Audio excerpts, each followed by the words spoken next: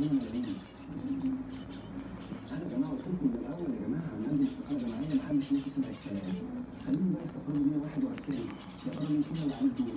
بصراحة بس مش مفترض إن في سبب. لان مفيش سبب يا بنتي. انا يا جماعه مش هقدر اكمل. اللي عايز يكمل منكم يكمل اهلا وسهلا.